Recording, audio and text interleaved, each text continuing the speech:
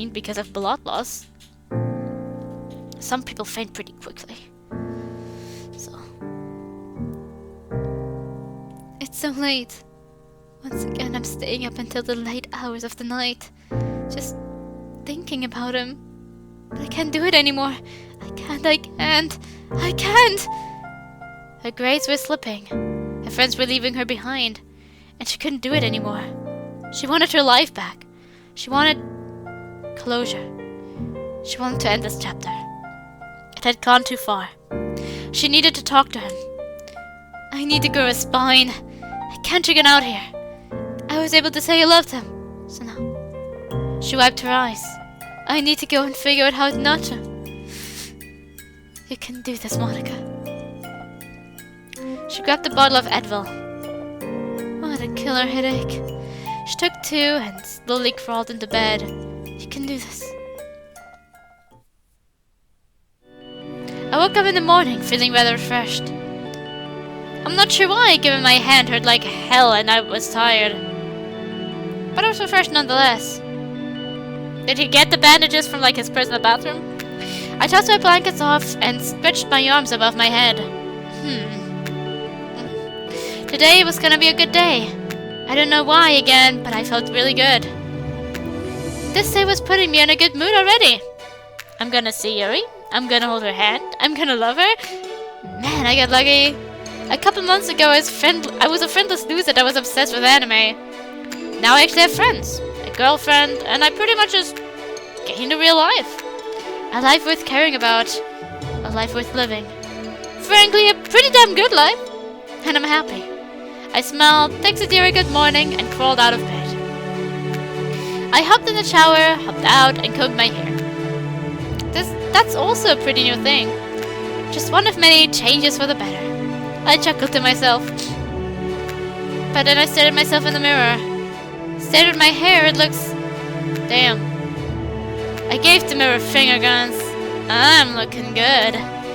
I brushed my teeth and shortly after walked out of my bathroom.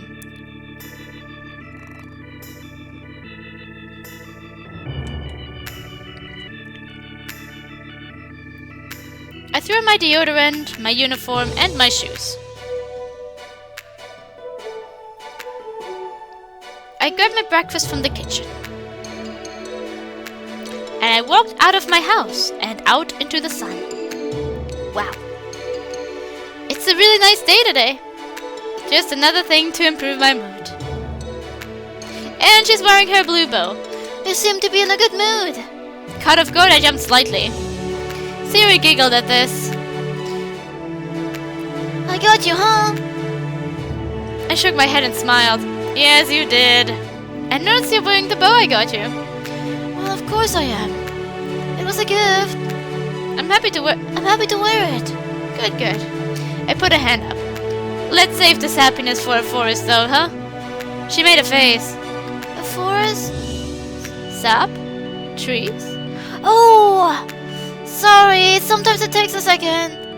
I chuckled and rubbed her head. That's okay, Sayori. Now let's go. We're gonna be late. Sounds good. The being late part? My short conversation with Sayori left me feeling content. Even with all that's changed, it was nice to know we could still be ourselves. We could still be friends. Earth goodbye to Sayori and began my walk to class. Ugh, first period. History. It's not hard, but man, can it be bored? Something grabbed me and pulled me into a nearby room. They shut the door and stood up straight. Shocked, I didn't exactly formulate any thoughts. The hell just happened? I blinked and turned my face to who dragged me in here. Monica? Monica. Hey, John. It's good to see you. It's good to see you too. Well, this is awkward. I think this is the first time I've been alone with her in months. We started in the club, yeah, but all the girls were there to ward off the awkwardness. So now I'm on my own. I scratch my neck. She clearly wants to talk about something. You don't really drag a guy into an empty classroom just to say hi. What do you need? I asked, wanting to get a head start. I don't like the situation. I want it to end, and I hope it does soon. But I think I already know what she wants to talk about. Well, look, I brought you in here because, well... Go on. I mushed my head in a circle. Why did you call me here? I knew. Look, I knew. Sorry. She sighed. I knew. I love you, John. I still love you. I winced. I knew. God fucking damn it, I knew. But it still got me. I ran a hand through my hair. Of course you do. But Monica, I love. I know you do. And I'm okay with that.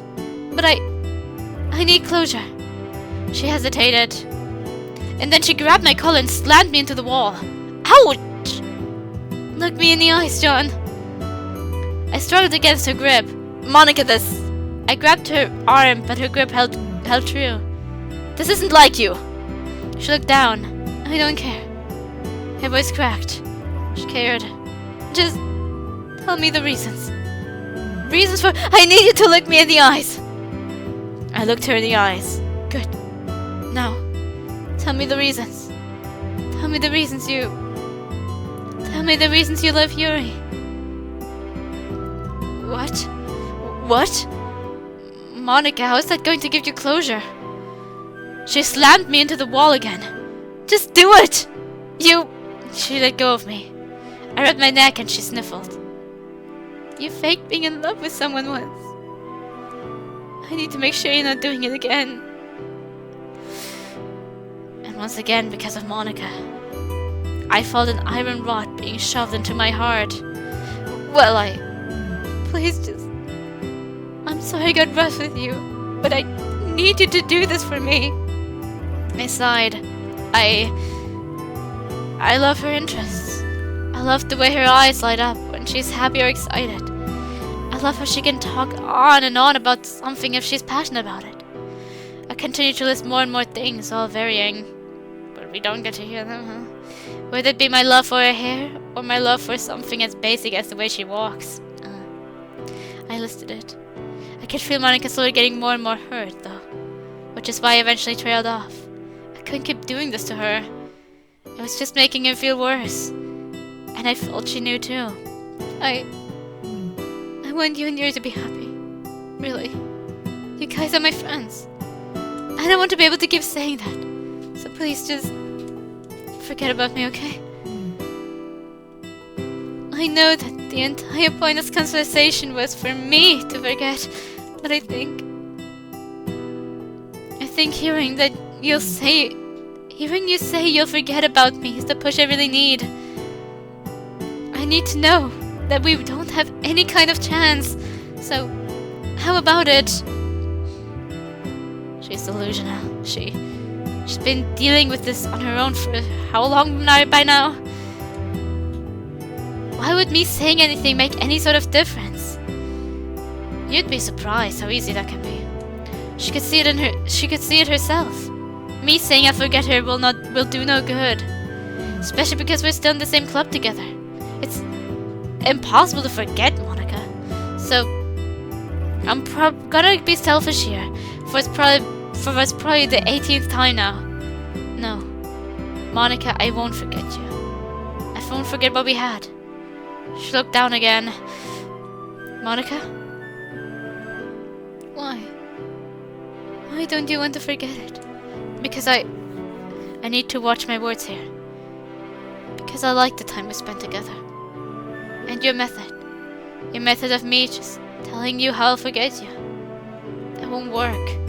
Because even if I wanted to, I couldn't. You're really special, Monica. Stop making fun of me. I'm not making fun of you. Yes, you are. I know you are. Your compliments, your remarks. It's all fake. You don't love me. You don't think I'm special. I don't love you. She winced. But I still like you. Just not the way that you like me. And I understand you being hung up on me like this. I'm sorry, okay? What for? For everything. For leading you on. For abandoning you. For making you waste your time. And for practically disregarding you as soon as I could. That's messed up, Monica. And I'm sorry. I wiped my own tears. I'm an idiot for not considering how you would have felt about everything. I'm an idiot for not checking up on you. I'm just a fucking idiot, okay? I'm an idiot! I slammed my hand onto a nearby desk. I breathed heavily. Yes, you are. She hugged me. This was platonic, okay? I calmed down slightly. Thank you for apologizing. But it's okay. You were just following your heart. You weren't happy with me. So you got with someone that made you happy. I can't fault you for that. She chuckled. Obviously, I wish it could have been a smoother transition. Sadly though, I'm too hung up. So can you say it? Just one more time. Say what? That you're not... Monica, I'm not in love with you. I'm in love with Yuri. She took a deep breath and held tighter. She pulled back and smiled. It's not gonna be easy. It never is. It was never supposed to be. I'm going to move on. I just needed a little push to do it. So thanks. She chuckled to herself. She wiped her eyes. Just give me some more time, alright? I promise I won't do something like this again. Hey. Put my hand on her shoulder and stared into her green orbs. There's no time limit, alright?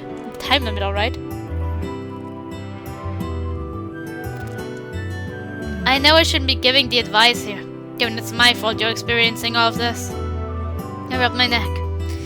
But we're all here for you, okay? Me, Yuri, Sayori, Naosuke. If you ever need anything, don't hesitate. She slowly nodded. Sounds good. I'll be going now. There's a lot I need to process. Of course. She waved to me and then walked to the door of the classroom. She stopped right before, though, and pulled something out of her pocket. It was something wrapped in plastic. This is the last remaining flower. Flower? From the bouquet you got me. From the... Whoa. You held on to that? She nodded, her back still turned to me. She then tossed it in a nearby trash can. I don't need it anymore, though. It ends here. That flower was dying. Just as our ties should be, too. She then left the classroom, laying the door slowly closed behind her. I put my back to the wall and slowly slunk down. Ugh! How could I be so stupid? How could I be such an idiot? Of course she had moved on. Of course she needed closure. She's not like me. She left me for, what, an entire year? Right? And then here I am. I get with her because I'm lonely. I date her for 3 weeks and show her no love. And then I break up with her. Only to get with another girl within 3 fucking days. How the hell did I expect her to feel? Fine? Did I expect her to just be fine? She felt like shit for weeks. Months, most likely. Probably unconsolably shitty. And it's all my fault. Mine. Goes to show how little I really cared. How little I cared about anyone but myself. Selfish John. What else is new? I chuckled darkly. John, the guy that joins the lunch club because the girls are cute. How could he ever be selfish? He sounds like a real A-class citizen. Ugh. I clenched my fists. Stupid fucking loser! A loser that only cares about himself. Probably doesn't even care about his current girlfriend either.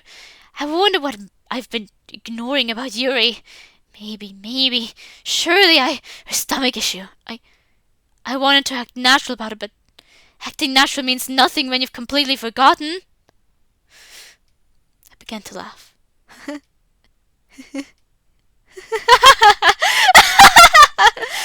You are so fucking worthless! Your girlfriend is struggling. Your ex still loves you. You have only one person you can truly call a friend. And all probably hate you for it. And I had the nerve I had the nerve to say, I'm gonna be a good boyfriend. I laugh harder. Bullshit. I continue laughing, but eventually the tone shifts, and I begin to cry. Why? Why? Why am I like this? Why did I do what I did? For Yuri? Sure, it was for Yuri, but it wasn't for Yuri. It was my own personal gain. I tossed so many people in the trash just to get the girl I wanted. And then I tossed her and her issues to the wind. Way to go. The classroom door opened. Snapping my head in the direction of the noise, I saw a teacher. They opened their mouth to speak, but I quickly stood. I wiped my eyes and quickly pushed past them. I wanted out. I didn't want anyone to see me like this. Forget it. Just fucking forget it. Do what Monica did. Stop crying like a little bitch. Men don't cry. Just be better. Just be a better boyfriend. For real this time. Also be a better student. Your class started 20 minutes ago. I think the entire ordeal with his manliness is part of the plot line. I feel like that is part of the story. I opened the door to the club inside. Monica wasn't there. Figures. I walked over to Yo's desk, set my bag down, and climbed into the one next to her. I scooted up next to her and rested my head on her shoulder. Hello, John. How was your day? Pretty shitty. I muttered and roughed up my hair. I needed something to mess up, and I didn't want to do it to Yuri's hair. Oh, I'm sorry to hear that. Do you want to talk about it? Sure. It started when I trailed off as Yuri began to fix my hair. She had licked her hand and was running it through my bangs. Though it seems she quickly realized what she has been doing. I just wanted to fix your... Oh, I'm sorry, that was weird! Going off of practically muscle memory at this point, I put a hand up. Yuri. It's okay. It just caught me off guard. Oh, I really need to stop doing that. I chuckled. Don't worry about it. It's not like you licked the blood off my finger or anything. She quickly got flustered and put her head down on her desk. Oh no!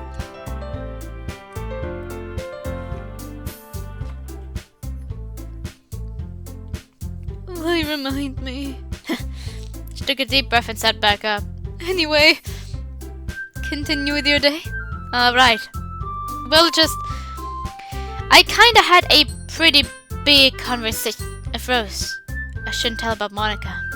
The conversation was... Well, that's better left private. I had a pretty big conversation with my math teacher. And he just kinda talked my ear off. And then I had a quiz in English and Japanese and biology. It was just exhausting. I get that. She ran another hand through my hair. I could have helped you study for those tests though. It's not that I failed, it's just that they're... Well, not really boring. I didn't mean to imply Yuri. It's cool. Right. Well, read anything good recently? I tell you about every book I read. It's nothing you haven't already heard. Right.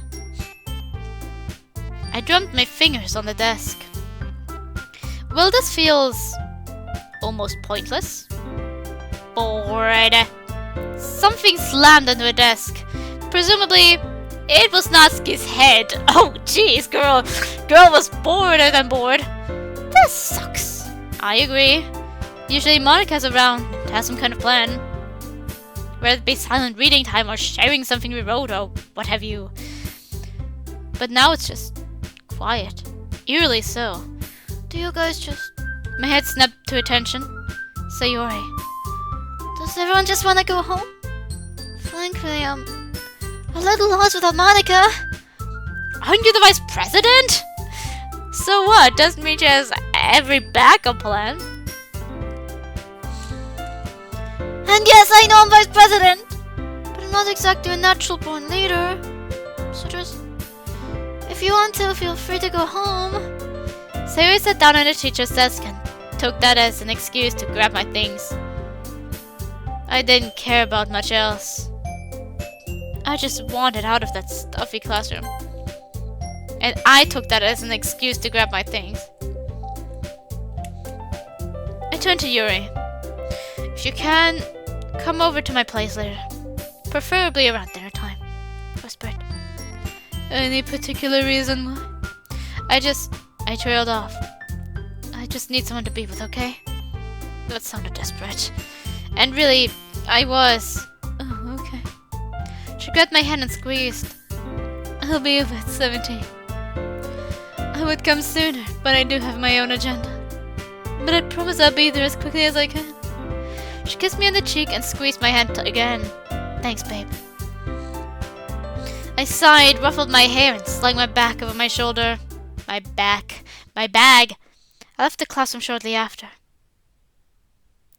Inhaled deeply as I threw my front door open.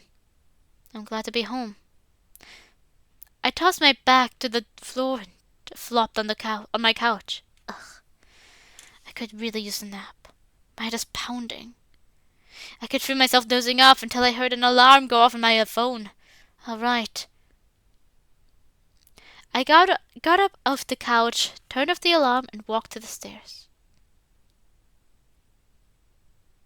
I plugged in my phone and set it on my nightstand.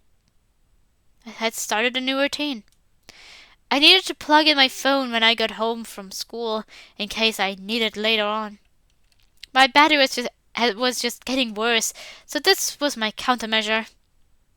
And it had been working pretty well. I walked out of my room and back into the living room, where I promptly fell onto the couch and subsequently into dreamland. I woke up to a knock on my door. I rubbed my eyes and stood up. My mouth was dry and had a metallic taste, along with my head slightly hurting. This is why I don't do naps. I nap all the time. I don't really have any problems with like that. Sometimes I'm a bit dizzy after I get up, but that also settles after like 15 minutes at most. I pulled open the door and saw just the right person. The purple goddess herself. Hey Yuri. Hello, John. She walked inside and shut the door behind her, and I shut the door behind her. How are you? Doing fine. Tired, I guess. She nodded. I can understand that. There's an awkward gap in the conversation. So why are you still in your uniform? Oh, well, I rushed over here as quickly as I could after I finished my homework. I didn't have time to change. You said you wanted me here, so I didn't want to make you wait too long. But I did have a lot of homework. So I'm thankful you wanted me over at dinner time. Oh, well, that makes sense. Thank you for rushing over, but I rubbed my neck. I would have been patient. I didn't want you to be stressed or anything. You didn't have to worry about my stress. I'm happy to come over. I smiled. I'm glad. Anyway, we're nearing dinner, so do you want me to make something? Only if you want to. We can order out if not. Now I want to. I went to the store recently and got some ingredients. I opened up the pantry. How does soba noodles and teriyaki beef sound? Ooh, I love soba.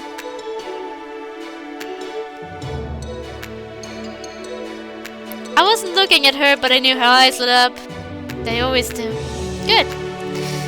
I'll get started on that here in a minute then. Make yourself at home. Will do. I heard her walk off and presumably into the living room, most likely to read or to knit. Those are usually your hobbies of choice. I pulled out the raw meat from the fridge and closed it with my backside. Perfecto! With the noodles soft and the meat fully cooked, I turned off the stove. I poured the noodles into a strainer and I put them all into a big Tupperware container and added the beef to it. I added some extra sauce and used tongs to just get all the flavor all evenly distributed. Exactly, that's what I wanted to say. And when all looked good, I wiped my forehead. Lovely. Yuri! Dinner! Okay. I set the Tupperware container on the table and grabbed some bowls, along with, well, silverware. Yuri sat down at the table and I sat down across from her. She inhaled and then smiled. Smells good. Glad you think so. I grabbed myself a portion and she grabbed her own. After I had finished eating, Yuri as usual didn't. She had grabbed an extra portion.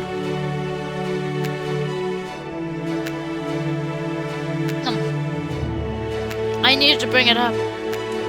I needed to talk about it with her. It'll make me feel better. To know that I haven't been ignoring something too serious. But it all felt wrong. Like I was ignoring something serious. Though I won't know until I ask. So I have to man up here. This is something that potentially may be life-threatening. It's not me being nervous about telling her my feelings or whatever. This is her life, her safety. If I want to be a good boyfriend, this is something I need to do. No. If I want to be a good person, this is what I need to do. 1, 2, 3. Yuri. She holds up a finger, chews, and then swallows. Yes? What do you need? I just need to talk about something with you. Something important. She faltered. Sure. Go ahead. Hey. I grabbed her hand. Relax. This is just me worrying about something, okay? Squeezed. I may just be completely overreacting. But I won't know unless I talk. Unless I ask. I grabbed her other hand. So please, just bear with me here. Alright. Just tell me what's troubling you. It's about your... I tried to formulate my words. It's about your eating habits. My eating habits? What's wrong with Yuri? You always eat way more than I do. And then you excuse yourself to the bathroom right after. I'm sorry to be blunt, but are you okay? That's concerningly fast bowel speed, if that's what the problem is. But I worry it could be something as bad as an eating disorder. So, please, quell my worries here. She rubbed her thumbs along the back of my hands. She sighed. I happen to suffer from IBS. IBS? What the hell is that? She became flustered. You're really gonna make me explain it, huh? Sorry, I know a little bit about it, so... She took her hand out of mine and rubbed her neck. Irritable bowel syndrome. It means that certain foods upset my stomach in certain ways. Unfortunately, those certain foods happen to be most foods. I take pills for it, and those make my stomach move faster. Which is why, after I eat, I use the restroom. But my stomach isn't upset. So it's a double-edged sword. Oh! That makes a lot of sense. It was all bullshit. I coughed. Well, that's... Thanks for telling me, Yuri. I mean, how would you know if it's bullshit or not?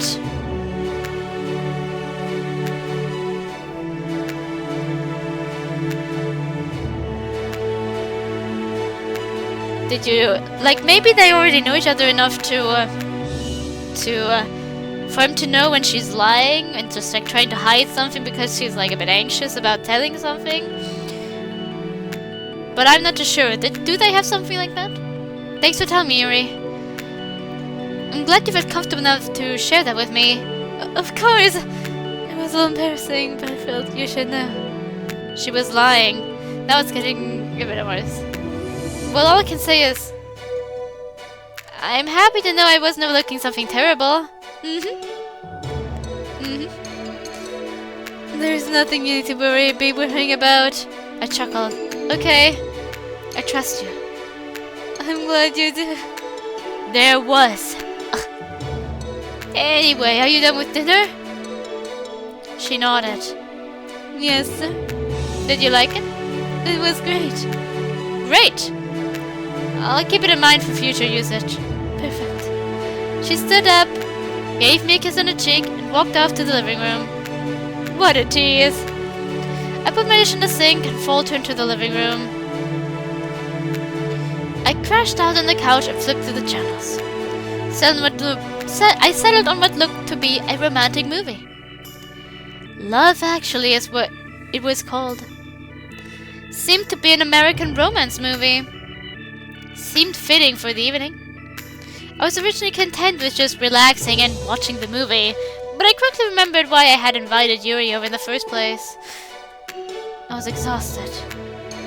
I soon found myself wrapped in Yuri's embrace, her warmth feeling like a heater on a cold winter day.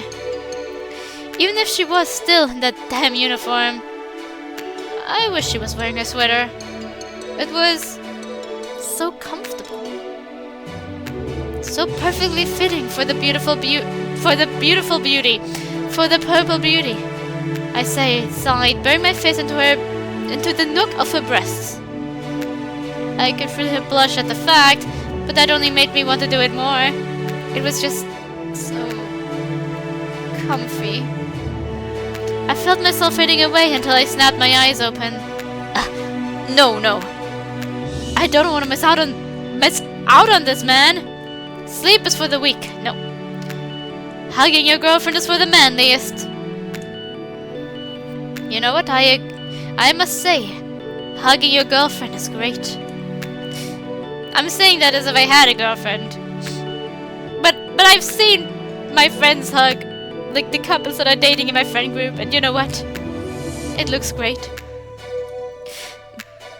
I held her tighter. It was a few hours later. The movie was long over, and Yuri had asked if she could spend the night.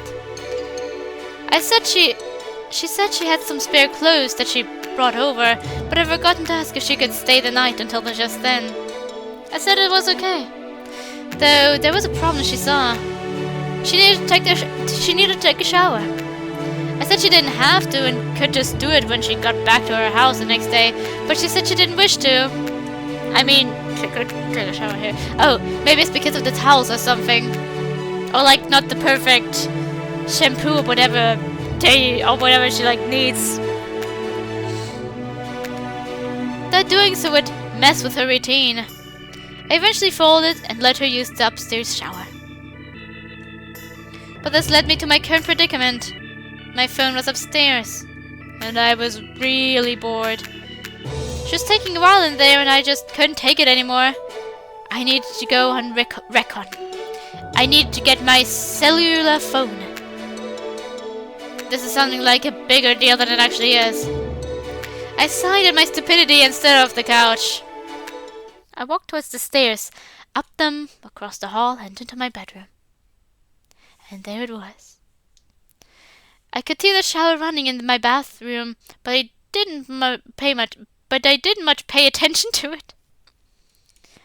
As much as the thought of Yuri showering was enticing, it was embarrassing too, so I tried to ignore it. And in ignoring it, it caused my eyes to wander. It caused them to wander over to Yuri's clothes, which curiously were sitting out in my room instead of the bathroom. Most likely she had gotten changed out here. But that wasn't the biggest mystery to me. This is horrifying music.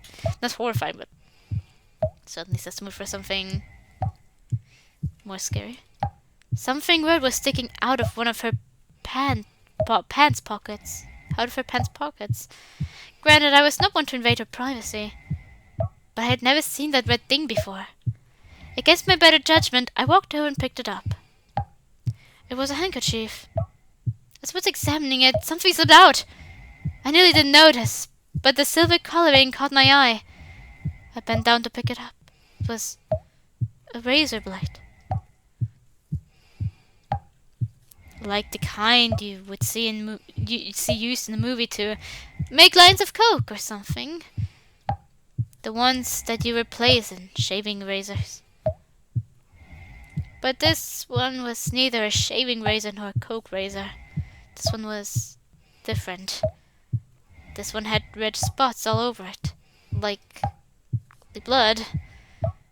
I curiously sniffed the object, and it hit with a wave of iron, copper, the smell of blood. But why? Why did this razor have blood on it? And why was it in Yuri's possession? I looked back at the handkerchief. It seemed to have its own fair share of blood stains. What the hell is this thing for? No, that's... Yuri doesn't seem like the type to... She just doesn't. I think back over our interactions. The months we've been together. The months we haven't. And one jarring detail sticks out. I've never seen Yuri's arms before. My hands begin to shake, and I set the razor down on my desk. I reach for her purse.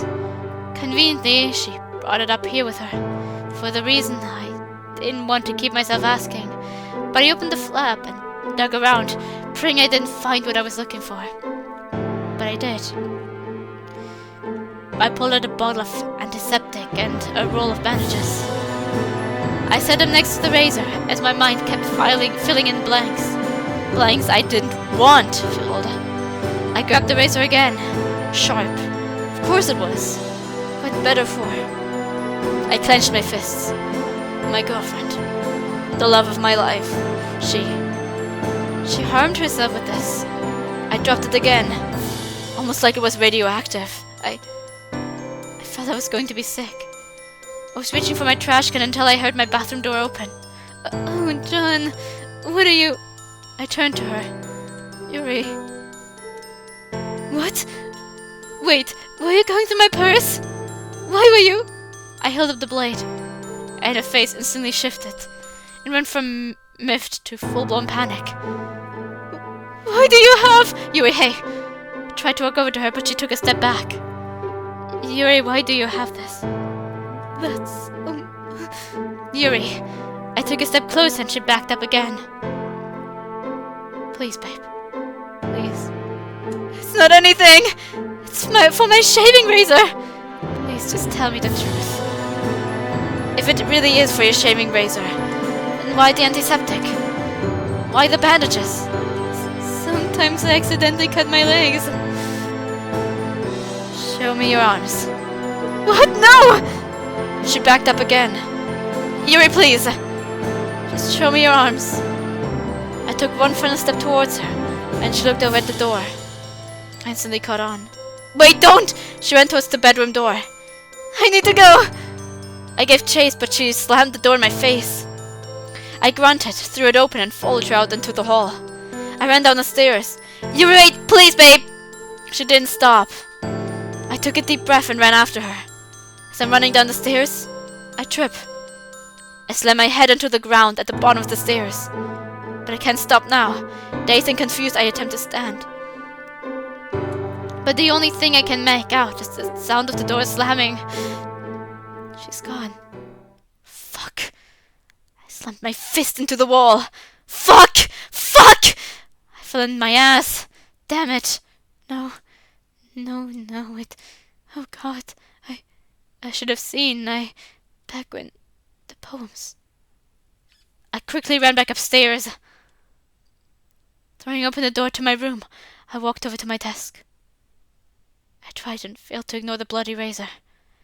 Instead, I focused on one thing and one thing only. My drawer. I flung it open and looked through its contents. English homework, a Swiss army knife, antacids, an old fork, gum wrapper. Ah, here it is. Laminated and everything. I began to read it over. It cradles me in its presence. I wish to never leave. The white's rosy complexion. And the raccoon. I choked back a gag. What is that? 3 now? 3 things I've turned a blind eye to. Just to keep living in my perfect wonderland. Let's go over those 3 things, shall we? Me and Monica's relationship, Yuri's stomach issue, which is definitely not IBS, and this. I grabbed her razor and threw it at my trash can. I missed, but I didn't care. I missed this. What's probably the most important issue of all. What a resume, oh my god. Resume that is. 2 lives you've ruined. 3 aspects. Just by being yourself. Yourself. A loser. A selfish fucking loser. I ran a hand through my hair. Why? Why? I fell to the floor. Why do I exist?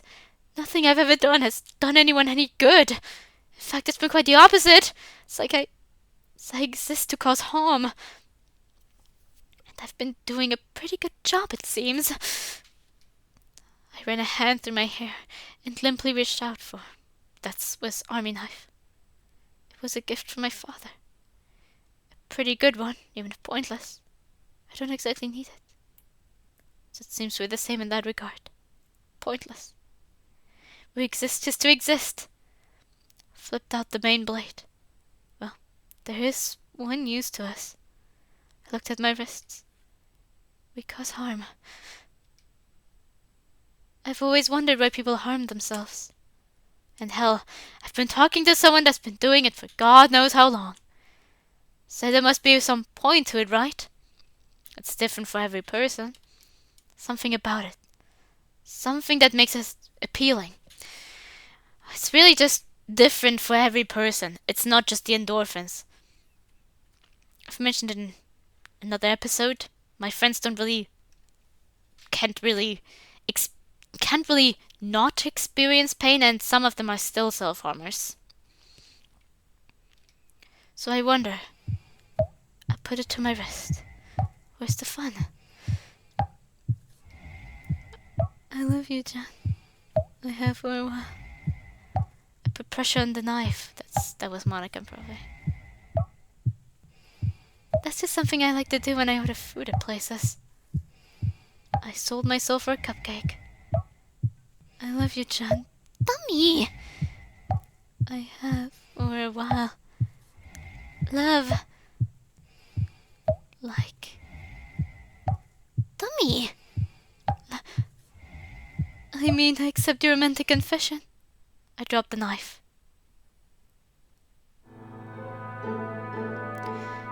Yuri!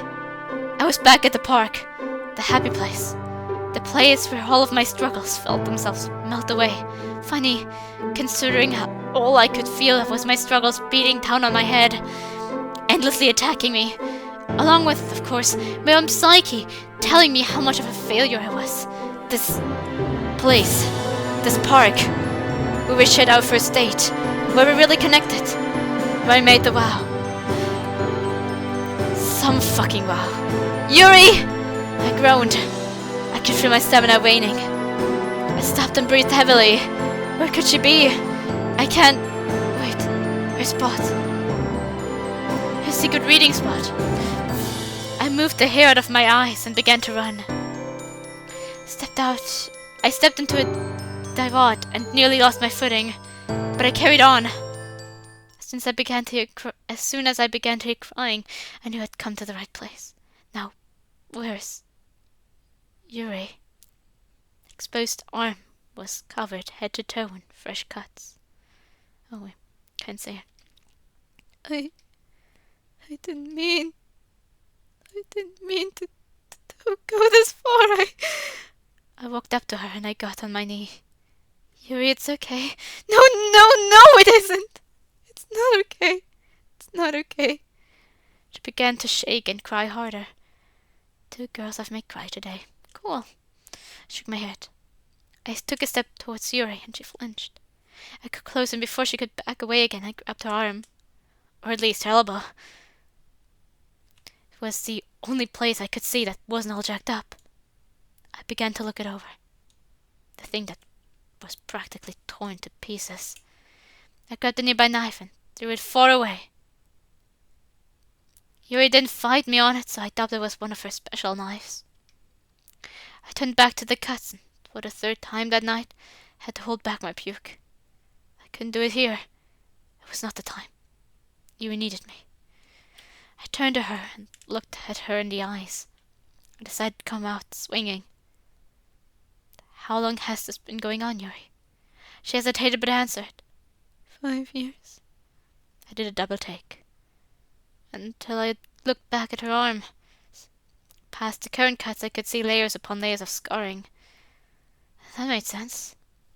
I sighed and sat down next to her. I still held on to her, but now was cuddled up next to her. Why, Yuri? She whimpered. Please tell me. I know it'll be hard, but I have to know. I let go of her arm and grabbed her hand instead. I can't tell you. You think I'm weird, and you hate me forever, and... Never in a million years will I hate you, Yuri. I squeezed. I just can't believe that. She began to cry more. Please, Yuri. You have to trust me. I can't. Why not? Because you went through my stuff! You found my blade because you were snooping! Her tone became accusatory, and I just took it. Don't retaliate. She doesn't need a fight. I was snooping, yes. And I shouldn't have. So, I own up to that being my mistake. But I also don't care. Yuri, the only thing I care about right now is you. So what if I was snooping? Then it means you broke her trust. It helped me find the damn razor. You broke her trust. It helped me. I clicked my tongue. Well, it's not helping me a lot, but it's helped me know what it is exactly you're going through. I squeezed her hand again. I'm fully ready to be here for you, Yuri. You just have to trust me enough to tell me why. But I'll just keep listening and supporting you and cherishing you. That's the plan, baby. She smiled. There it is. I moved a strand of hair out of her eyes and smiled. You're so much prettier when you're smiling. She giggled. So? She sighed. Okay, just please don't hate me. Never in my life. I use it as a way to control my emotions. When I feel sad, anxious, nervous, overly happy, overly sad, and anxious, like that. It gives you this rush. This feeling of pure euphoria. It's terrible and it hurts, but the adrenaline felt so worth it. Adrenaline? How? Like when you're running? Running can release both adrenaline and endorphins. You've been on a roller coaster before, right? Yeah, but... Oh. She nodded. Like that. The rushes. A feeling of both fear and excitement. And it kind of resets your body. When it's all over, you've calmed down. It just gives me that feeling of control. She turned to face me. Do you get what I'm saying? I am lost in thought. So it's like a reset button? In a way, yes. A reset button for the emotional struggles. If I'm following you correctly. She nodded. Well, that's a new perspective, honestly. I didn't know it all worked that way. It doesn't for everyone. I knew it was kind of a physical pain to get rid of the emotional deal. Don't tell that my friends, they'll disagree with you heavily there. Because it's not that for quite a handful of them. But I didn't know it had that much to it. There's certainly people like that. I do know someone like that too. It's just you can't narrow down self-harm to just one reason and one feeling that the person experiences. Since the music isn't even running here, I'll say something and ask my friend if it's okay if I talk about it. Masochism is not inherently sexual.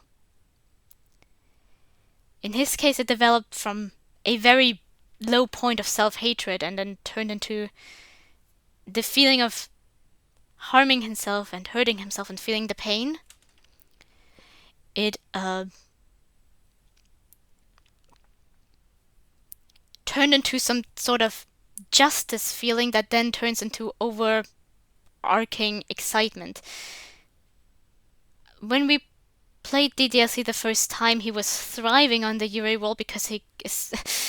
In his case, there's, for example, no fear, and it doesn't give him a sense of control at all. He feels completely out of control when he's doing it, but he feels he deserves to also be out of control, which only adds to... It's like a never-ending circle. When he harms himself, he does it because he hates himself. And he feels like he should be feeling bad. He harms himself, he feels bad, he feels happy about it. He feels like he doesn't deserve to be happy, so he needs to keep going and trying to make himself feel bad. He's reached a point where it seems like he's incapable of feeling physical pain and physical pain only. It doesn't matter if the wounds are healing, it doesn't matter what type of injuries he's doing to himself. It's gotten better, but it used to be really bad, and he can somewhat... Like, it's gotten better, but it's definitely not any way of, like, controlling himself. And one of my friends whom I know it's okay to talk about it is, he harms himself also for a sense of control, but not because of any type of endorphin rush. There's, like, no excitement, there's just fear, pure and utter fear. He was abused, and he feels like he's still touched by that abuse. He still has these fingertips of his abuser on him, he called it. I'll need to make sure if I'm allowed to put that there. And when he cuts like specific parts, he feels like he's cutting away like these fingerprints that are still imprinted on his skin. He's also getting better because we've been working with him on that, and we came up with the idea of maybe he wants to get, like, he said maybe he wants to get tattoos, well, which his injuries would need to heal anyway. And like these tattoos would also, like, when it's like covered with ink there basically, then there's no way it's like the same. It would, he feels it might not feel any more like the touched skin anymore. And so we're kind of working towards that, and he's been doing phenomenally lately. I know a few others who do it purely out of self-punishment because there's no excitement, there's no sense of control. It's just, I want to feel bad. I feel bad for doing something, and I feel like I deserve to feel pain. And if they would actually really have like an endorphin rush there, they wouldn't be doing it because it would completely defeat the purpose. Similar with my other friend who hates himself, just that it spiraled into a weird, like, as soon as it started being like a weird circle that's as soon as he started feeling some type of joy over getting the punishment he quote-unquote deserves, he kind of needed to go further and further, and it seems like he's at a point where he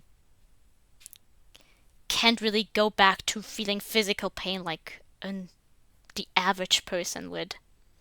Like I said, he's getting better, so if there's any concern there, I'll ask him a lot to talk about it. I don't feel like anyone would be able to really pinpoint anyone, especially since I doubt anyone out there in the vast, like, obviously there are people on the internet who probably know him, but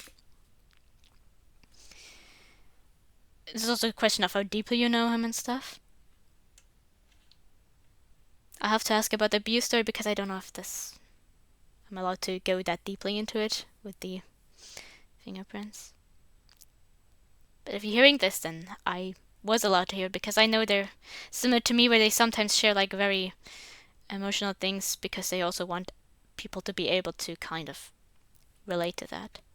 And if that one, it's a bit like he wants to feel in control of his body, but it's not really anything with like a rush. It's just some days his PTSD hits harder than others, and then his body just feels very touched. So yeah. I like to speak about my friends who have hypophobia because it comes up fairly frequently, and yeah, he's one of them too. I think I'm allowed to say that as much. And if not, well, I'll cut it out. I see it differently. But I still have some questions I'm sorry if this is too personal, but here goes. How did it start, Yuri? You said you've been doing it for a while, but what gave you the idea? Well, I read about it. I saw it in one of my books. A character, she did it the way I do it. As a way to escape her problems. Oh no. And normally books don't influence me that much. But you see, at the time I was still grieving over the death of my parents. Along with being bullied at school, having no friends, etc. I squeezed her hand. Basically, life sucked, John. So I saw that and I tried it. I had a lot of knives, so it wasn't that hard of a task. At first it hurt. It hurt and I didn't like it. But I tried again. I tried again because I needed something. What did you need? I needed a way to... She sniffled. She was starting to cry again. I needed a way to control my spiraling life. I needed a way to control everything that's how it's going wrong. Her voice cracked. Eventually it worked. And that was the worst day of my life. It quickly became a habit. When I couldn't stop doing, every time a major issue came up, cut. Every time a minor issue came up, cut. Every time I met someone new, I was scratching my arms. It's horrible. And I hate it. She wiped away her eyes. She wiped her eyes and chuckled darkly. You know, it's funny. I got the habit from a book. One of the things I cherish the most in the world is what made my life a living hell. I kissed her hand. I'm sorry you had to experience all of this, Yuri. Really. She sighed. Do you think I'm a freak, Sean? I chuckled. I'm not kidding! I stopped. No, Yuri, I don't. Nothing about you makes me think you're a freak. Don't lie, John. Look at me. Look at my body. She ran a hand along her cut arm and winced. I've destroyed it. A perfect vessel. Ruined. All because a little girl couldn't handle her emotions. Because a little girl couldn't put down the book she was clearly too young to be reading. Yuri, I interrupted, speaking softly. You're not a freak. Yes, I am. Yuri, this is where trust in me is gonna have to come in again. Look, I have to weigh this carefully. Your methods are unorthodox, but you're not a freak. But I'm so ugly. No, you're not. You're not a freak, and you're not ugly. You're beautiful. You think the cell from cuts all over my arm and legs are beautiful? I didn't say that. I looked down at her arm and kissed it. But you... I don't think the cuts are beautiful. I think you're beautiful. Cuts be damned. This? I motioned at the cuts. This isn't healthy, Yuri. It's not safe, but it... Sorry, for some reason it switched out of the mod again. Why, though? What, is something going on in the background? But it won't stop me from cherishing you. I like you for you, Yuri. Which means okay, now. It means I have to accept your flaws, too. And hell, half the stuff you view as flaws, I don't. Half the stuff that you hate is half the stuff that I adore. Because I adore you, Yuri. She sniffled. You are the light of my life. And nothing will ever change that. Because do I do it? Is this a good time? Because... what? Fuck it. Because I love you. You love me. I do. I love everything about you, Yuri. I love your sweet personality, your intelligence, your interests, your sense of humor, your shyness, your sharpness, your elegance, your beauty. Yuri, I'm crazy about you. And I know this confession is a little unrelated, but I just need you to know. I need you to know that you're not a freak. Because you're Yuri. You're the woman I love. Even if you were a freak, who cares? Because I love you anyway. I love you, Yuri.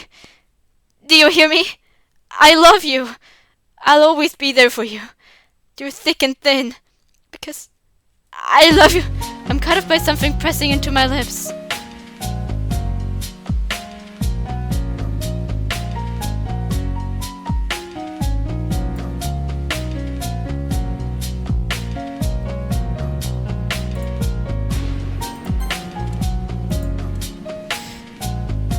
again the girls taking the initiative. Damn it. But anyway, I heard the fireworks go off. It was happening. Like a scene from a movie, it was happening. All I felt was bliss. Pure, unadulterated bliss. Yuri's lips are soft, and though she's inexperienced, I can tell she's trying her best. I'm inexperienced too, though, who cares? But this is just perfect.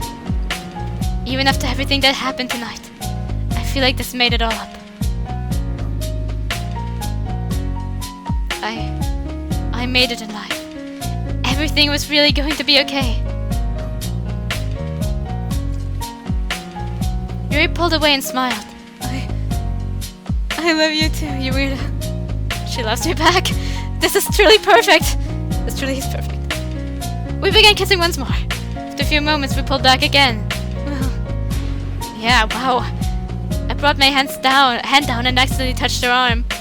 She winced and I frowned. Look, let's get going, all right? Let's call an ambulance. No!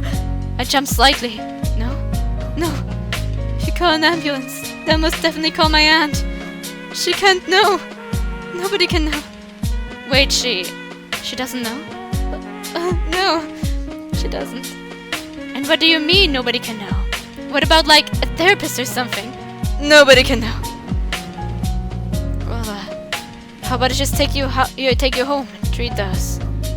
Is that okay? She switched back. I would love nothing more. I smiled. Well, alright then. I kissed her on the cheek and stood up. I gave her my hand and she used it to stand up. And we began to walk back hand in hand. Holy hell, what a night! In the bathroom, Yuri stared at her bandaged wrists. It was something she had done many times before, but this time it felt different. Hey, it's the next day for me, so I might sound different. I still want to add real quick about, because I could think about, because it's the end of the end of a recording session, about her saying no. Is it still here? Is here?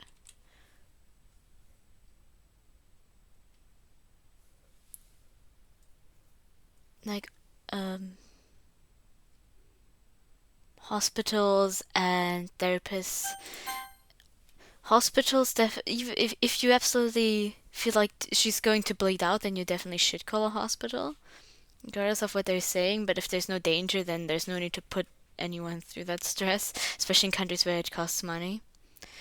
And the therapist, you can always recommend it, but I always say it. I have not had good experiences with that, so I can understand when people say that they don't want it, and I feel like you shouldn't force it.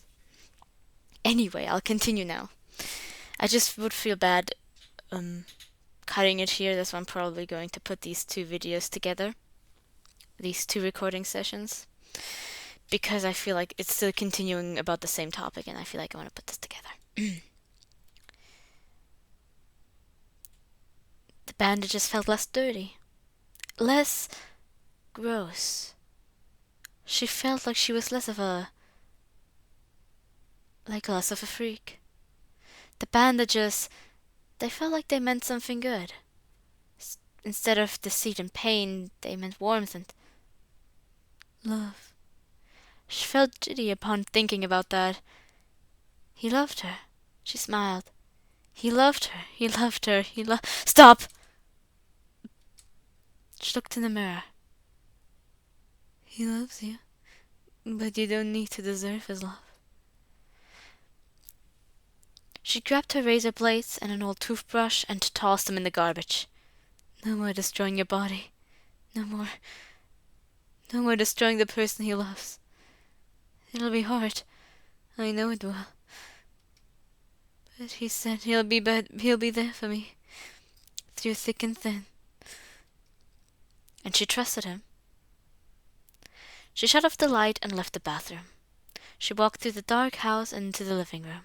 It was pitch black, but she knew he was out here. He had given her the bed to sleep on. Very chivalrous. But she didn't care. She Hey, John. She needed something. Yeah, I said, slowly waking up. Damn, it's late. Can you come sleep with me? I don't want to be alone. Not that it would happen tonight. Sure. How could I turn that down? I love cuddling with that woman. But I have to be cool.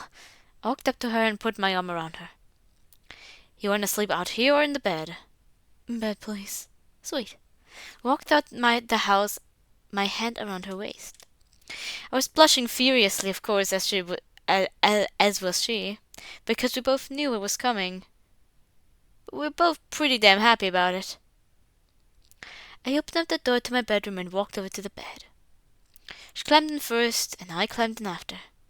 The blankets were cold, but I wrapped my arms around Yuri and instantly felt warm. Perfect. Yuri? Yes? I love you. And I always will. I love you too. She gave me a peck on the lips and held me tighter. Even if I have some shitty days here and there, life is pretty damn good. I slowly drifted off to sleep. Drifted to sleep. Chapter 7. Lovely outing.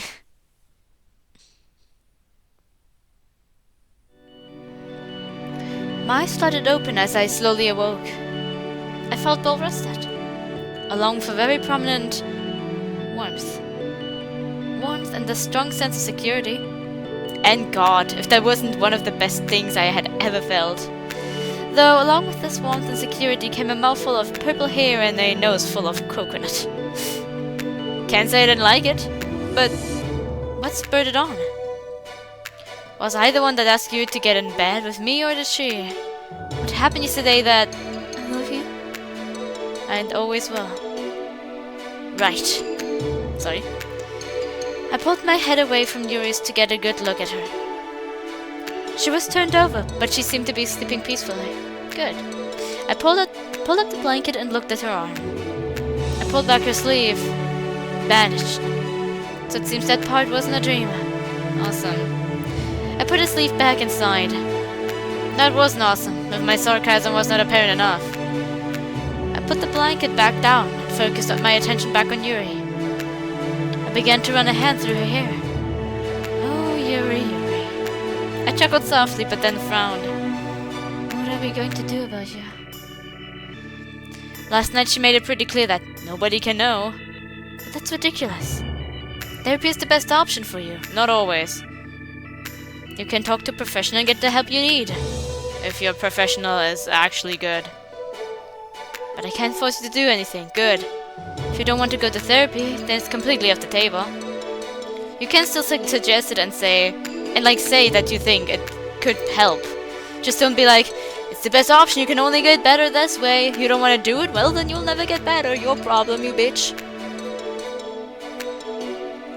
But what then? If she doesn't want to get better, I have to push her to try. Not wanting to go to therapy is not wanting to get better. But what if she does want to get better? Okay. Maybe I should just listen to it for him for a bit. Just without therapy. Ugh. I can't make my own assumptions like that. I'm practically thinking about alternate universes here. I have to ask you about her true thoughts. Maybe when she wakes up. For now, I kissed Yuri in the head and held it. Good. I should just stop talking because maybe they'll tackle it a bit more. After a few seconds, I pulled back. I think I'm just gonna enjoy this morning. I snuggled in deeper, but then she began to stir. Oh, come up! John, is that you? She squirmed slightly. Yeah? Good. Turned around to face me and snuggled back into place. I smiled. Morning, babe. Good morning. She gave me a kiss on the nose. What are you thinking about? He's currently very excited, I guess. Breakfast. Breakfast is pretty exciting. I was not thinking about breakfast, but it can hurt. What kind of breakfast? How about pancakes? She shook her head. Eggs? She shook her head again. Corned beef hash? Corned beef hash? She raised an eyebrow. What's that? Now we're getting somewhere. It's, well, as the name implies, corned beef and potatoes. Oh. Well, I'm sure it'll be good. She wrapped her arms around me and exaggerated a breath in. I can smell it already. You want me to make it now, don't you? Yes. Fine. I slowly sat up, but Yuri's scoop remained strong. Yuri, if you want me to make breakfast, you're gonna have to let go. Oh. Fine, no breakfast. She let go. I chuckled. Stay in bed, I'll bring it up here. Thank you. I'm so tired. She wasn't usually that cuddly. Or that tired. Last night really got to her, huh? My smile disappeared. Oh. I made myself sad. I clicked my tongue and fully got out of bed. I kept my pajamas on because hell, it's my own house and it's a day off. Right? Well, if it isn't, I guess me and Yuri are just going to have to skip school.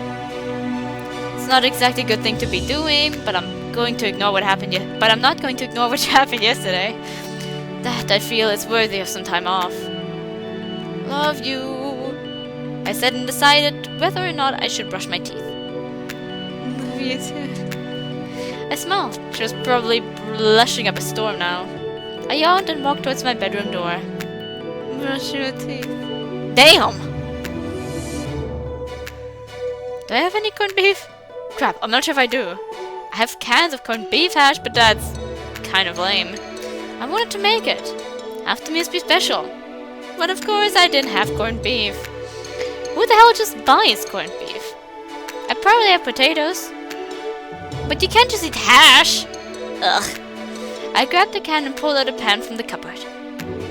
Cooking it in a pan should help it look less like dog food. As the food began to sizzle, I stood around, stirring occasionally. Well, this is boring. I like cooking. Hell, I adore cooking. It's one of my favorite hobbies. But this is not cooking! This is stirring and waiting! That's what I did today for lunch. Just that I'm not a big fan of cooking, so... Ugh. After a few more minutes, I turned off the stove and put the food on a plate. Fuck me. Sorry. It no longer looked like dog food. Sorry about that. Needed to do something real quick.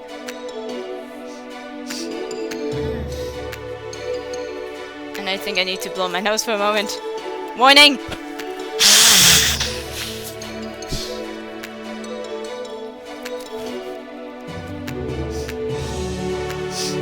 It didn't get better. That's a victory in my book. I walked back upstairs into my bedroom. I flicked on the lights. Sorry about that, but I brought back breakfast. Breakfast! She sat up quickly. It smells lovely. I chuckled. It smells like cooked meat, you flatterer. But I'm glad you're happy about it. You were happy. I walked over and sat on the bed, handing the plate off to her.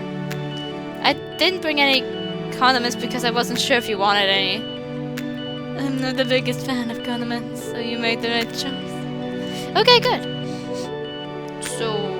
Alright. I watched Yuri as she slowly put the fork to her mouth. She paused. Damn. You're not eating anything? I will later. But you go first. Alright then. She put the fork in her mouth.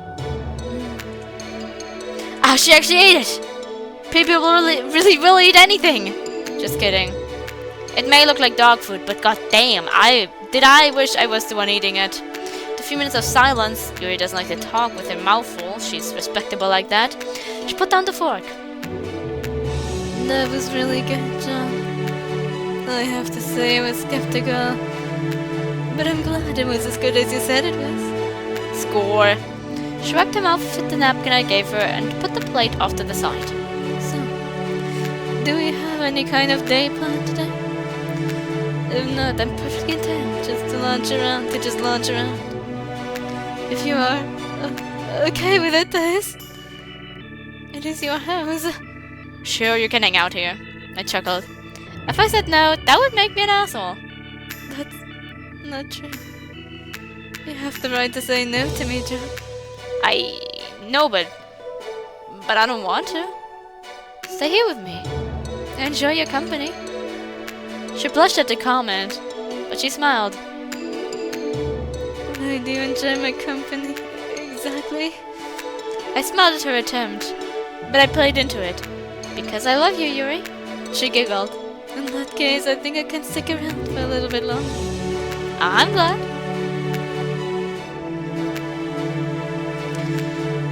It was a few hours later. I was watching TV as Yuri sat beside me reading a book. But I'd been keeping an eye on her. Why? Because Yuri was yet to go to the bathroom, which only began to confirm my theories. I sighed. Guess that's one more serious conversation I need to have with her. But I need to make sure. Maybe it really is IBS, and corned beef hash didn't affect her. Which is a possibility. So who knows? I snapped out to attention and I looked at Yuri. Are you alright? Yeah, I'm fine. It's just a lot more sensitive than I thought it would be. She had been scratching her arm. She pulled on her sleeve to reveal a stained bandage. I inhaled sharply. I think it's time we change those. Yuri nodded and I stood up. She grabbed my hands and we walked to the bathroom together. Okay, let's see.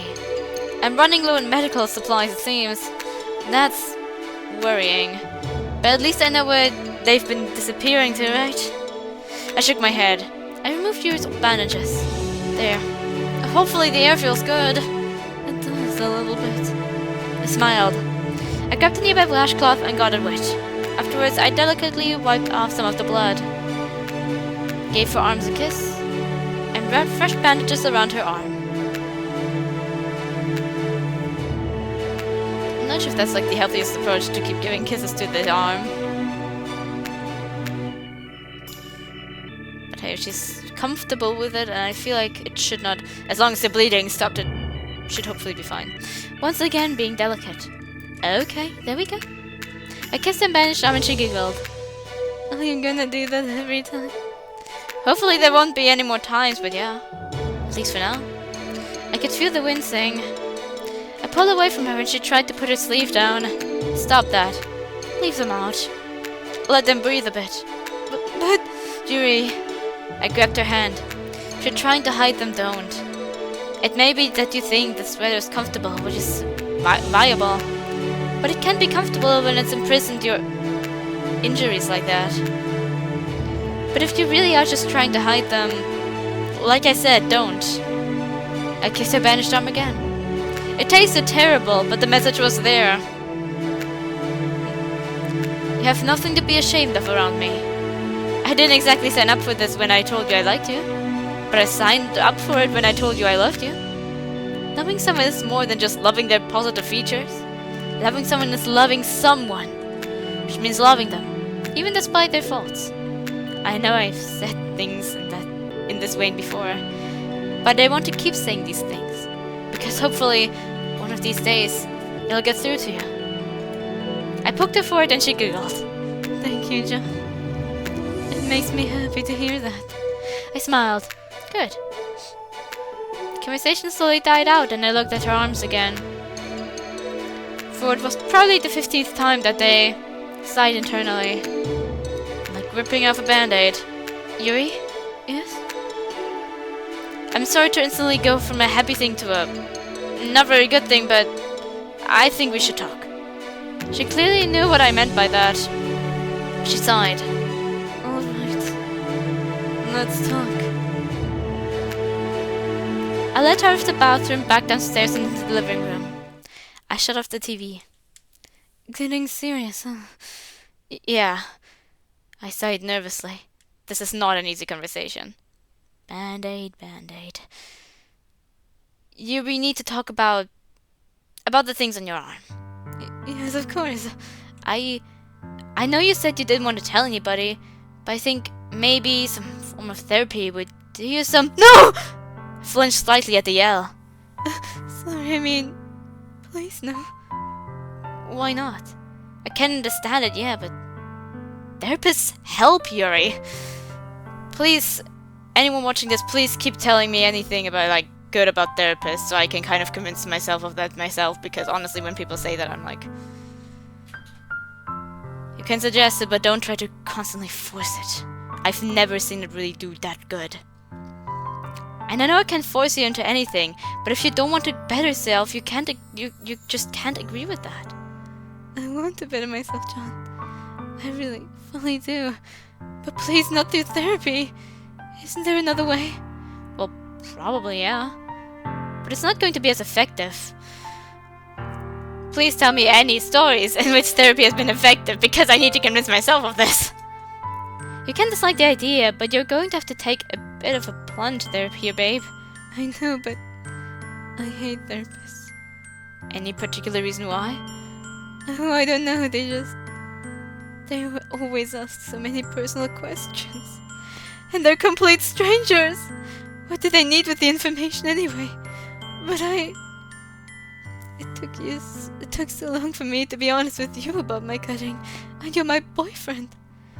But this therapist, I don't even know them. I held my tongue on the fact that she didn't actually tell me about her cutting. It was a complicated situation, though, so... John, are you even listening? Of course! I'm just thinking all of it over. What did I say then? That you had therapists because they're complete strangers. And that it took courage for you to even tell me. She instantly deflated. So you were listening? Of course I was. You know why? I put my hand to her cheek. Because I love you. I love you so, so much. And I care about you so, so much. We're having this conversation because I want to see you at your best. That's for the only, the problem with therapists is my friends have been improving long after they finally quit therapy. I only improved after I stopped going to therapy.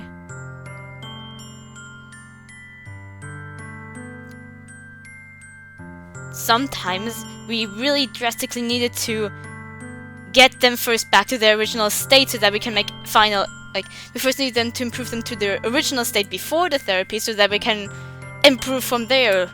Beyond that, I have never seen anything effective. This is why I'm so skeptical about it. So if anyone wants to tell positive stories about therapy, please go ahead. Of course, you don't need to be anything. You don't need to tell anything personal, of course. Just saying that yes, there are effective therapists out there would already make me feel a bit better about these things, probably.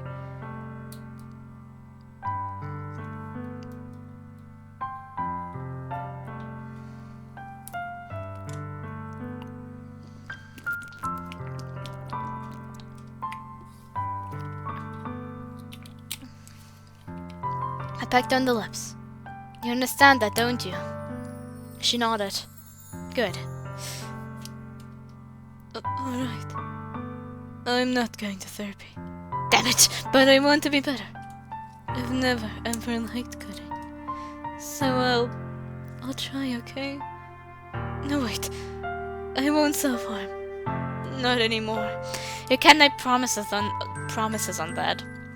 You'll feel guilty if you fail, even though it's really not your fault that you can't immediately stop. You shouldn't make any promises about that yet. But I need to know. She grabbed my hands.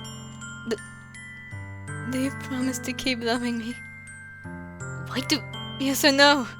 Yes. She seemed to stop and think about something. Then she kissed me on the nose. That's all I needed to hear. I'm going to need some help here, okay? I need you to stick with me. I need to know if you can handle my down points. If I ever get close. There was a poignant pause. And then I gave her a tight hug. I'll be here, I said, resting my chin on her shoulder. Forever and always. If you ever get close, tell me. And if I'm not nearby, call me. Text me, anything. Hell, email me if you have to. I want to be there for you. I don't want you to suffer alone anymore. Thank you, John.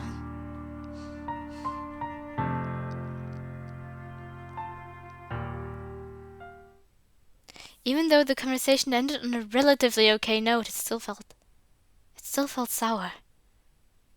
Something I had said was giving me a bad taste in my mouth. Something was wrong with the way I approached that. But I don't know what. For the life of me, I couldn't figure it out. But it was looming over me like a homework assignment I forgot to finish, a person I forgot to call back. But on an even worse scale given the situation. Though until I figured it out, I was a sitting duck.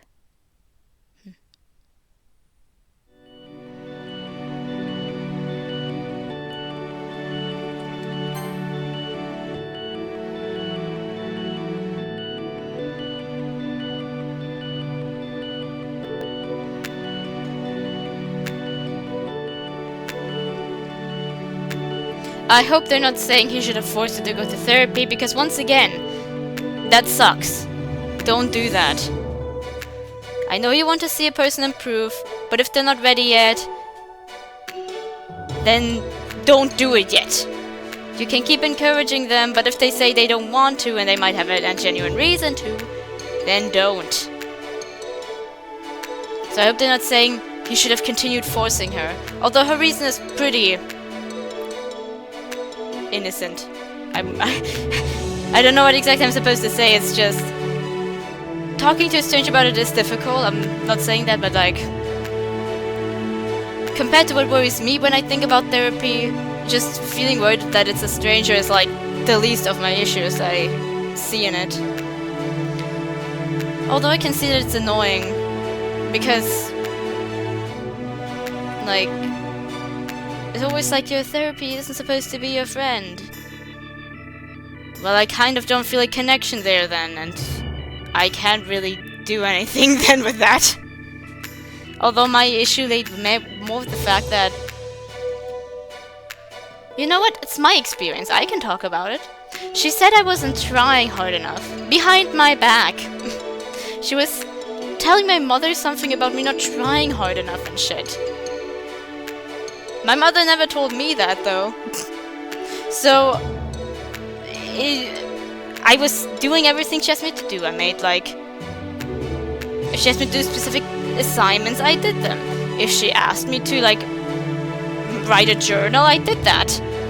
I don't know exactly what she was expecting.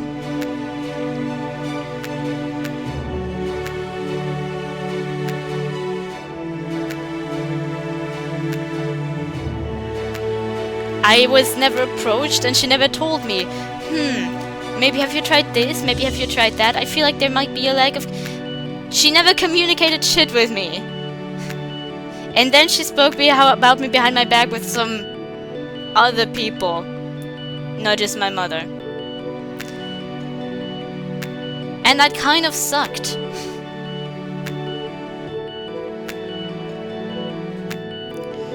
It didn't feel like a safe space, and by the end of it, all that really happened was after I was no longer going to therapy, I was happy to have finally free time for people that actually care about me. And not to say that therapists don't care about you. The friend who's currently a nurse also thought about becoming a therapist because he genuinely just cares about others, but he noticed a nurse might have more benefits when it's like comes to a tense situation. Like when like someone's hurt, then he, due to being like a professional in that field, he has like a closer chance of being able to say, here I'm a professional, I can handle this. And when it comes to like someone being in a bad mental state, then you don't need to be a therapist to kind of show that you want to help and that you might have experience with that, because there it's more of a different situation there. But he was interested in that as well. And if people like him exist, I'm certain there are other therapists who just decided to tackle therapy instead of anything else. Maybe it was like their main hobby compared to like nursing. But it's just there genuinely was like no care really in that relationship. I could never feel it, and the communication was shitty.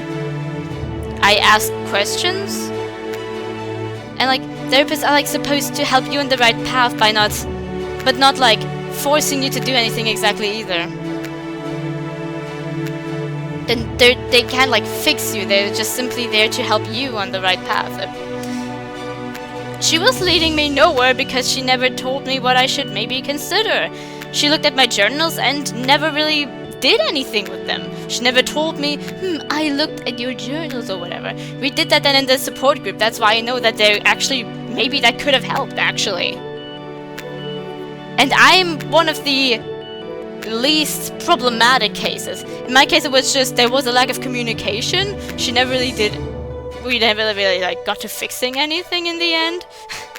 And she ended up speaking about me behind my back, which was shit.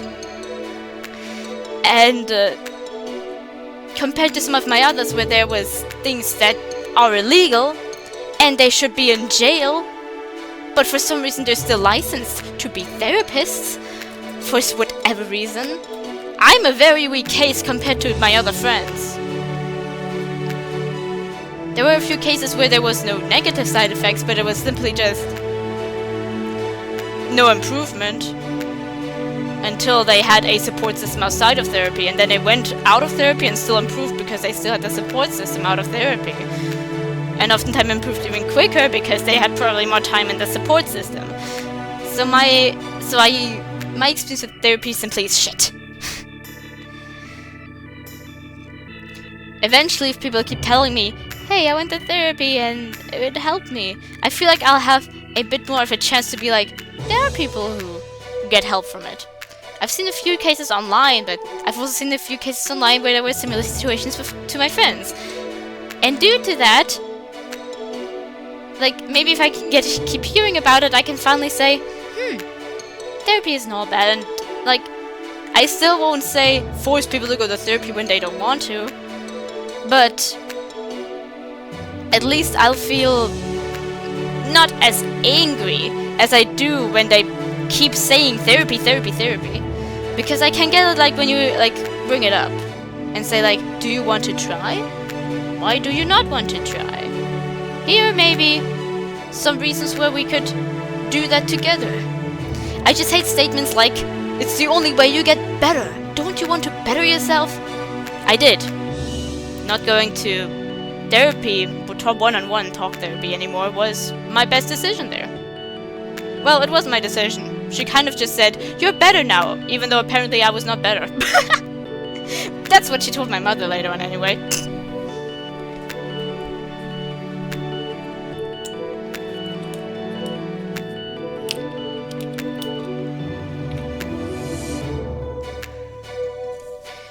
And like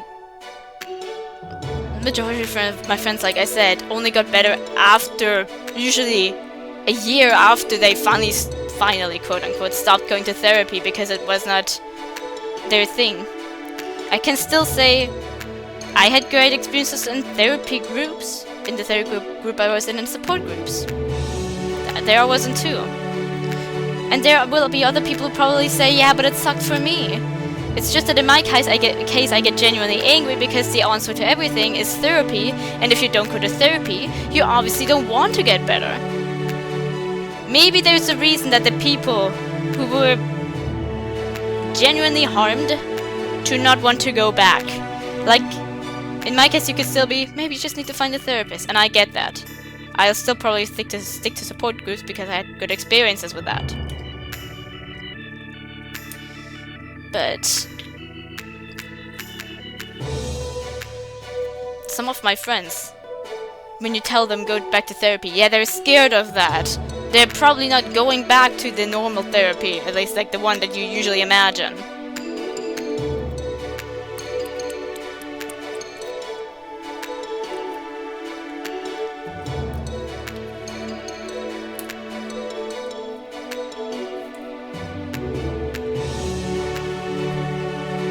I've also heard like 2 cases.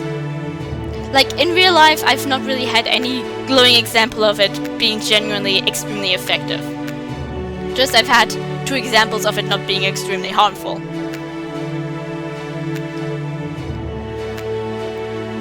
You know, outside of my friends, I had 2 examples that were like pretty shitty only.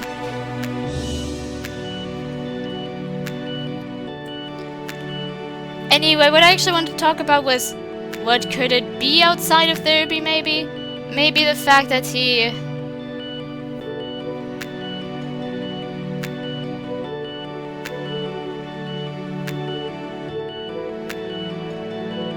Maybe it was the fact that he continuously implied that she can't get better without therapy. Or what else I could imagine maybe was that he like... especially towards the end as well, made promises that he might not be fully able to keep, like, I'll always be there. What if he can't be there for a moment? Or what if he struggles being there for someone at their lowest? That maybe he should have phrased it maybe differently. That he'll try to do that. That he'll love her, but he can't always be there for her because battery died, which is common here in this thing.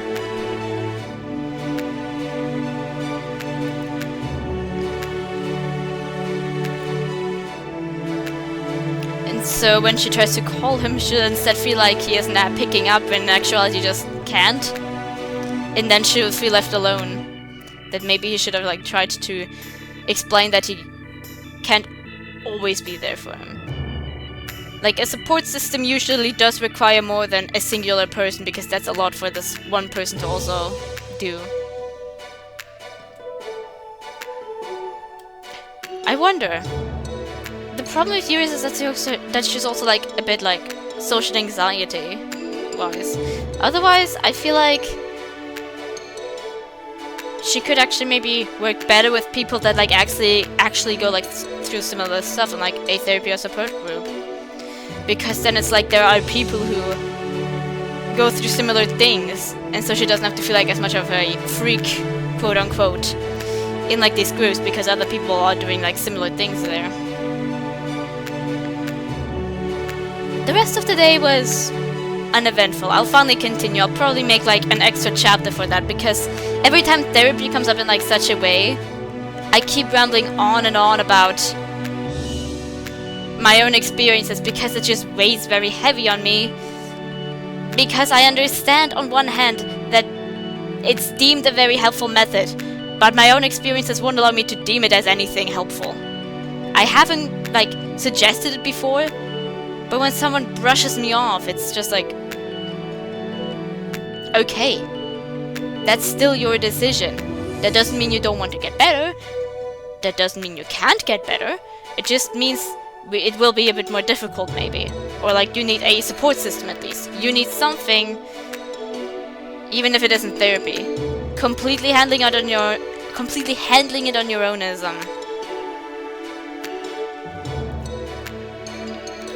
more difficult. The rest of the day was uneventful.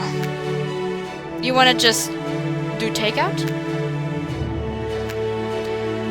I hardly make breakfast, I know, but I'm really not in the mood to cook. Well, that was technically an event. I felt too burned out to cook. That's never happened. Sure. Well, that was the answer I was hoping for. She seemed a little disappointed, but hopefully we could get something she liked. I walked over to my fridge and pulled one of the business cards off of it. I knew it was a good idea to keep these things. Okay, here's a good looking one. I've never actually called one of these things, but here goes. But here goes. I pulled out my phone. Huh. 70%. That's new. I shook my head and dialed the number. Around 20 minutes later, I heard a knock on the door. About damn time. I opened the door, took the food, waved goodbye to the cute boy, and closed the door again. The cute boy? Food's here! I set the food down on the kitchen counter and began to remove each thing from the bag. Some chow mein, some orange chicken, some steamed vegetables. The usuals. Yuri walked into the kitchen, taking his seat at the bar. It was one of those nights. I sat next to her and handed out the food. She got her steamed vegetables and beef. I got my oh my god, main, and orange chicken. It's no wonder I run a 15-minute mile. I clicked my tongue. Oh well. If you're too afraid of death, you will be too afraid to live. I opened up my box and food and began to eat. Yuri strangely opened up her box and folded it down to make a plate. Yes, you can do that. The hell? What? I didn't know you could do that. I've seen it when I was like 10 or something. I looked at my own takeout and folded the box down into a plate. Ha ha! Oh man, that's awesome. Yuri nodded. I read about it on one of those secret functions of things articles. And this is the first time I've ever been able to put it into practice. Well, thanks for showing it to me, I said, and then took a bite out of my food. Now much more enthused about it. Yuri took a bite out of hers too, but seemed less enthused. She seemed to be just kind of picking at it. Something wrong? I asked. She had a noticeably smaller appetite than usual. Either that or she didn't want the food. But that was her order. Did I mishear her? Oh no, I'm just not very hungry at all. I'm sure I'll eat all of this, but I'm going to move a little slower than I usually would. Sorry to have made you order me something when I wasn't going to eat. It's cool. I shrugged. It was like $8. Not much was lost. Yeah, but it's the principle of the thing. Fuck the principle. Yuri gasped, presumably at my profanity. She was always the sophisticated type. $8, babe. I grabbed my plate and stood up. What are you doing? Proving a point. I walked over to the trash can and dumped my food out. That's just a waste of food, the poor chicken. John! Why? $8 once again down the drain. I pulled out my phone. What's the number for the pizza place on the street?